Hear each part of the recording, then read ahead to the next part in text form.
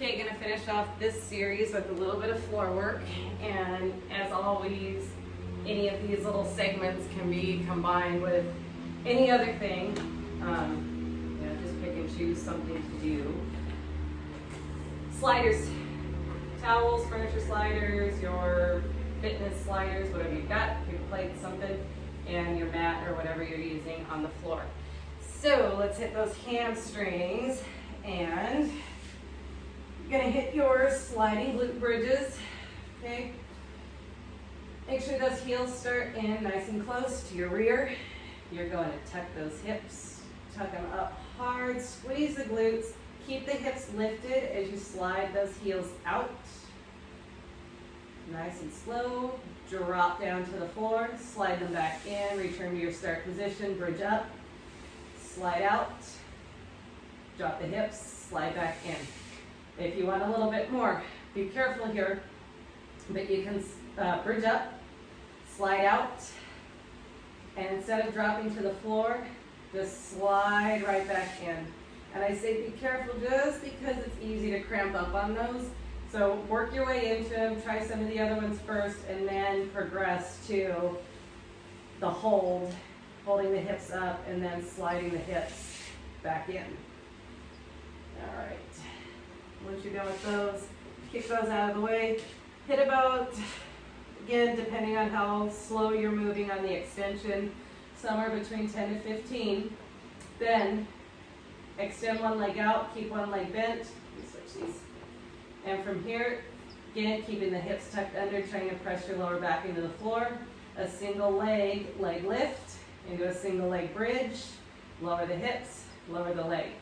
Lift, bridge, down, down. Squeeze, release. 10 to 15 each side on those. You know, what would one of my workouts be without some push-ups?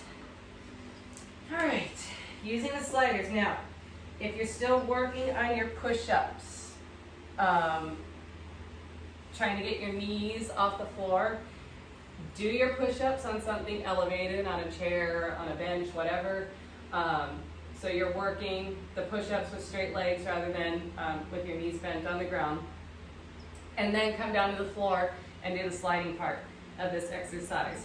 But if you're doing it all together, we're gonna hit one push-up and then 4 total steady mountain climbers.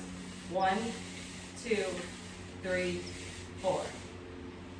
Push up. 1, 2, 3, 4. Push. So these are slow and steady, not quick and out of control. So you should feel those in your quads, and then of course up into the abdominals. Once you're done with those, shake everything out. Gonna flip back over. Okay, take the bottoms of your feet together. This little frog bridge. You're gonna go back again, just like you did your hip bridge before, but you got your knees out this time. You're gonna feel this a lot more in the outer glute and hip and outer thigh area. And you're not sliding, you're just gonna bridge up and then down. And as you lower down, try to roll your vertebrae down from the middle of your back down to the lower back, and then finally back down to the glutes. So be careful there that your buns don't drop down before your lower back. So nice and steady squeeze and down. Back to another push-up slider combination. Once again, do the push-ups first up on something elevated if you need to, and then come down to the slider portion. If you're using sliders, make sure your foot is, the ball of your foot is near the middle of it so your heels can come to the floor. Same thing if you're using, whatever you're using, just so your heels can come down to the ground because you're gonna end up in a squat position. 1 push-up, slide the feet out wide, pull the heels to the floor, pull back into a squat. Hands go back down, push the legs back, push up, slide the feet wide, pull the hips to the floor. Hands go down, push back, press, pull in, heels to the floor. And both of the push-up combinations, 5, 10, 15. Once again, quality reps over the quantity.